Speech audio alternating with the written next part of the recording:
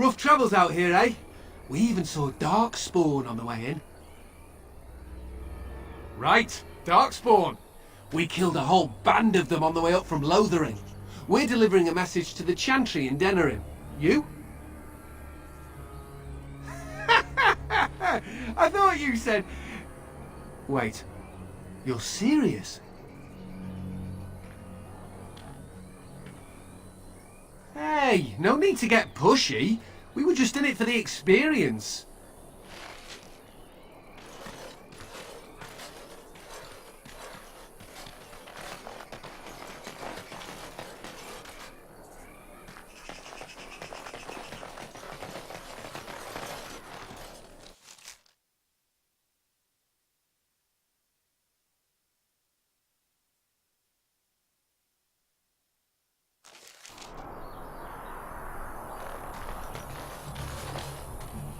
You'll have to forgive me if I seem a bit nervous. Not many people travelling in this part of Ferelden. Problem, isn't it? We all got spooked by a wisp and ran off into the woods. Now what do I do? Well, yes. Oh, it's been quite the month. Allow me to introduce myself. Felix de Grosbois, merchant and entrepreneur at your service.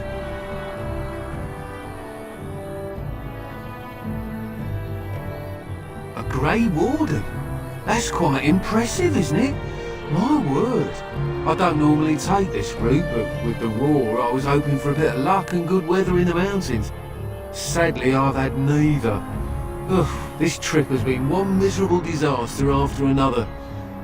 I don't suppose you consider helping a fellow out? Of all the other things that went wrong, the worst is this artifact I brought in Jada. It's a control rod, I'm told, for a golem. No point in me keeping it, however, as I'll never get to use it. But, maybe you could? The dwarf I brought it from said it activates and controls a golem.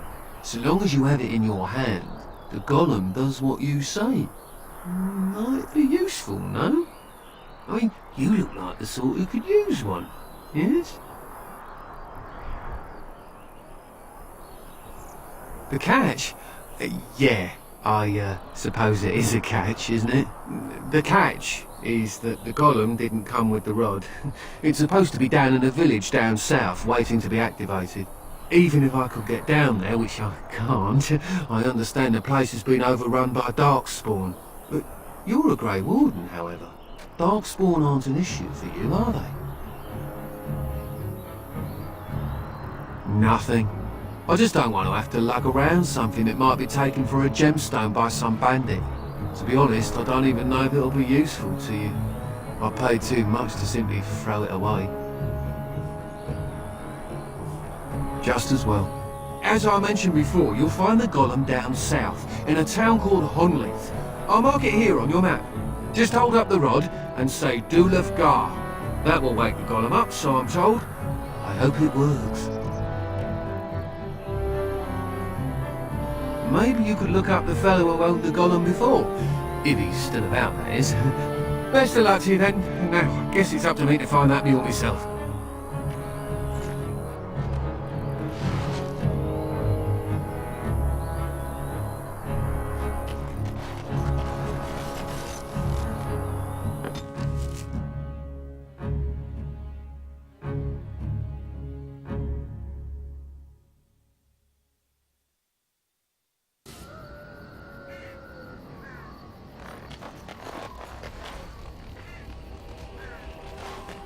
Your dog is filthy.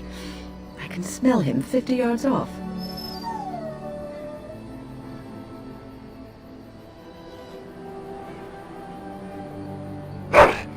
That may be so, but all the same, I would like your permission to bathe him.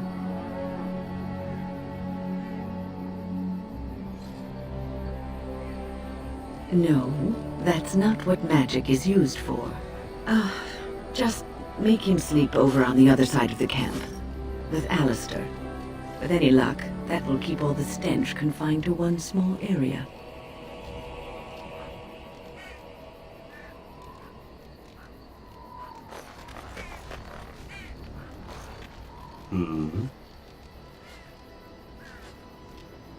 All right, but I get to stare at you luridly while you do so. My adventures? I'm hardly an old man just returned from across the ocean, am I? Should I shake my fist at nearby children while I talk about the good old days?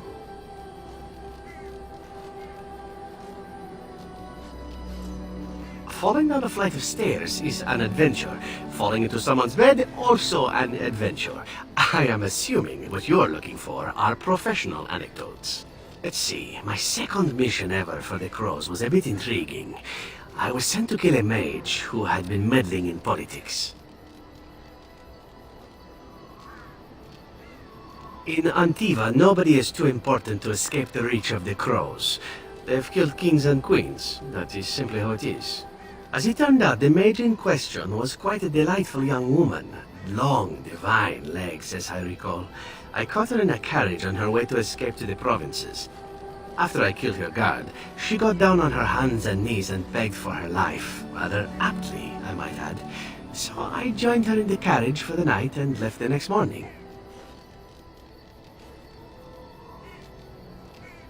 On the contrary, it was she who used me. Or she tried to. The woman had actually convinced me to speak to the Crows on her behalf. What can I say? I was young and foolish at the time. Then, as I was kissing her goodbye to return to Antiva City, she slipped on the threshold and fell backwards out of the carriage. Broke her neck. Shame, really, but at least it happened quickly. Not actually, no. I was a bit unimpressed by the development at first. Then I found out that she had told the driver to take her to Janellen instead. She had planned to lose me in the provinces. I would have looked very foolish to the Crows. As it was, my master was very impressed that I had done such a fine job of making it look like an accident. The circle of Magi was unaware of foul play, and everyone was happier all around. I got stupid, in fact, and very lucky. It was after that when I learned that one needn't let a pretty face go to your head. Professionalism was key. That's my moral of the day, you see.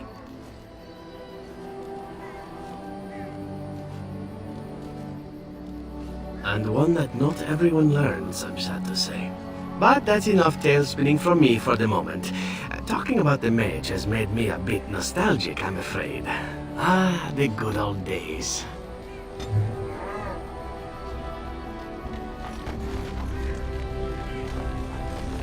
Oh, hello. Is there something you wanted to talk about?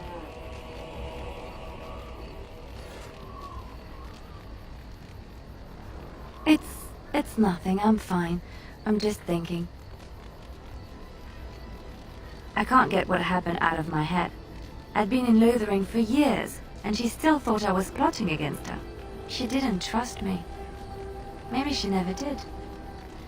She loved me when she could use me and control me. And now that she can't, she wants me dead. It hurts to realize that I never really knew her.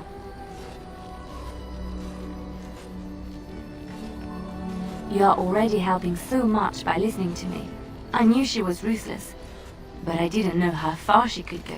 She is self-serving, cruel. She uses people, then discards them. But that's how she survives in the life she leads. What if she's right? What if we're the same? I should just have stayed in the Chantry.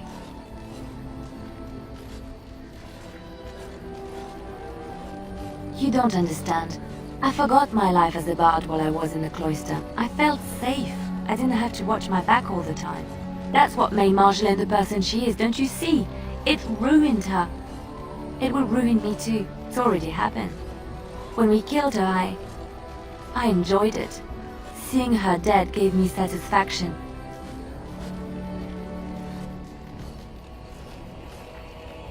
But that is no reason to rejoice over her death.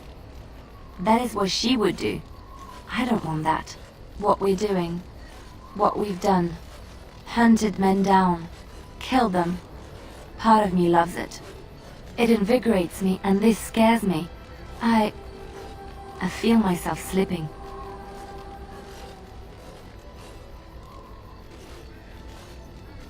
I admit that I took great pleasure in the intrigue back in Orlais. It was dangerous and chaotic and exciting, but it destroyed my life. I thought the Chantry showed me another path. I thought I was done with this life. Am I wrong?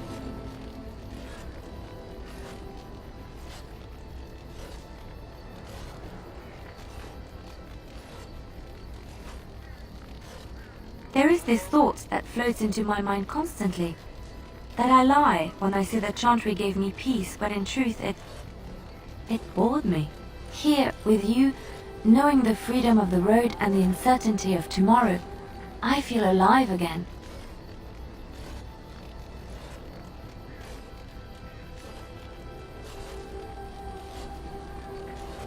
I would like to be alone for now. I have many things to consider. Thank you for listening to me.